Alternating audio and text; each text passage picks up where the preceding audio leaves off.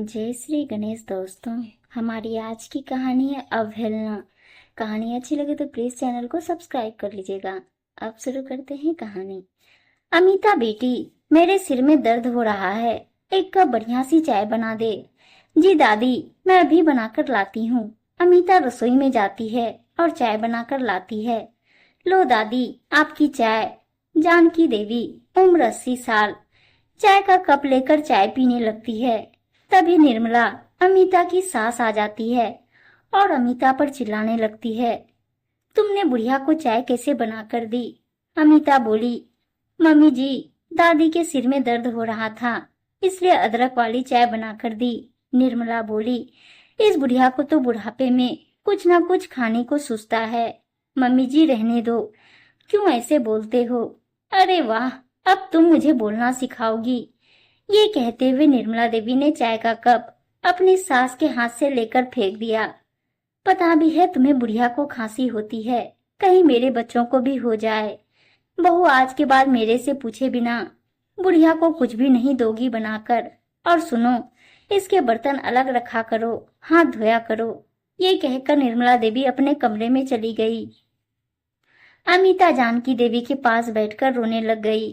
जानकी देवी बोली, बेटा मेरी चिंता मत करा कर और अपनी सास की बात माना कर।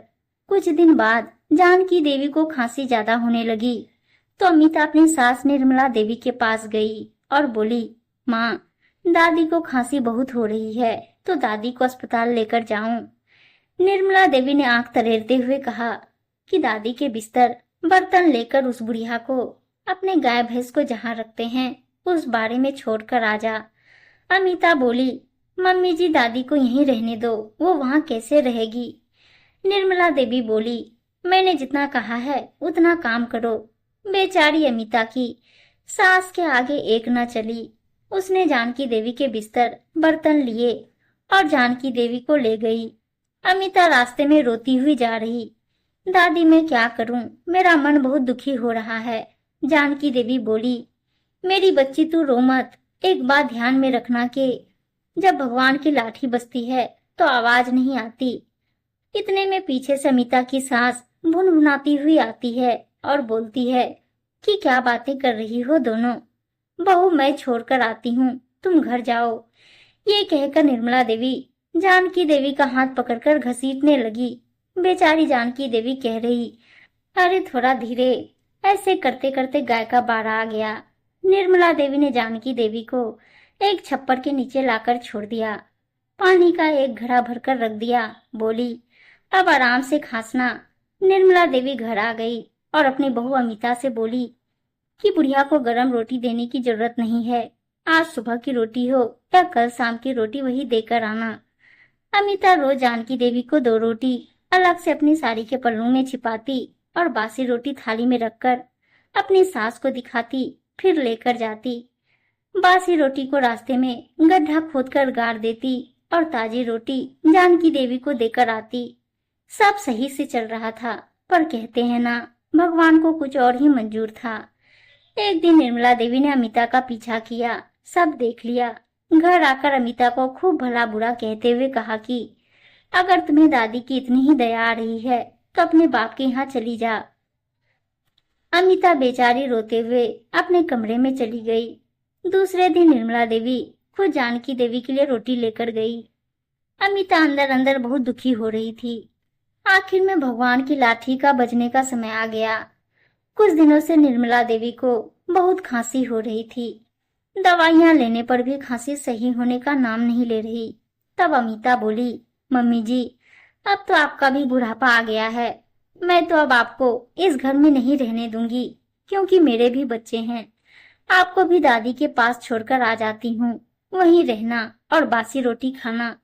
ये सुनकर निर्मला देवी बोली, तुमने मुझसे इस तरह से बात की, आने दो रोहित को। रोहित निर्मला देवी का बेटा, जो माँ के आगे कुछ नहीं बोलता, शाम को घर आया तो निर्मला देवी ने सारी बात बता दी। रोहित बोला, माँ, अमिता सही कह रही है। माँ, कम से कम किसी में तो हिम्मत आई आपको सही रास्ता दिखाने की। माँ, बुढ़ापा सभी का आता है, हमें इस तरह उनकी अवहेलना नहीं करनी चाहिए। दादी की तकलीफ नहीं दिखी आपको? आज आपका समय आ गया गाय के छप्पर में रहने का। ये कहकर रोहित अमिता के साथ कमरे में चला गया।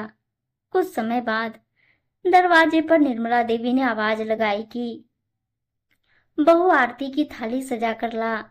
रोहित और अमिता निर्मला देवी की आवाज सुनकर कमरे से बाहर आते हैं और देखकर हैरान होते हैं। दरवाजे पर दादी को देखकर, अरे खड़ी खड़ी क्या देख रही है, आरती की थाली ला और दादी की आरती कर। आज से दादी अपने घर में रहेगी हमारे साथ। अमिता जल्दी से आरती की थाली लाई और आरती उतारकर दादी को अंदर ले आई। दादी को हवादार कमरे में अच्छे बिस्तर पर बिठाया। अमिता से निर्मला देवी बोली, आज तुम दोनों ने सही रास्ता बताया। बहू, आज से तुम दादी की पसंद का खाना बनाकर खिलाना। दादी का अच्छे अस्पताल में इलाज कराएंगे। अमिता और रोहित बहुत खुश हुए। माँ निर्मला देवी से लिपट गए। अमिता मन ही मन भगवान को धन्यवाद दे रही थी। कैसी लगी दोस्तों आपको ये कहानी? जानती हूँ कुछ लोगों को लगेगा ऐसा सिर्फ कहानी में ही होता है, तो आप लोग ये क्यों भूल जाते हैं कि आप लोग भी कहानी ही सुन रहे हैं, और कहानी भी तभी बनती है जब ऐसा हम कहीं देखे या सुने हैं। और जिसने नहीं सुना है वो क्या नहीं बोलते हैं, कुछ भी लिख दिया, ऐसा कहानी में ही होता है। ये बहुत ज्यादा हो गया, और भी बहुत कुछ बोलते हैं, पर जिसके साथ ऐसा कुछ हुआ रहता है या उसने कभी किसी और के साथ देखा या सुना है, तो उसे समझ आता है कि हाँ ऐसा कुछ होता है और कहानी बनती है। और प्लीज, जिसने कभी ऐसा देखा या सुना नहीं हो, वो प्लीज कहानी को कहानी समझकर शांति से सुन लें।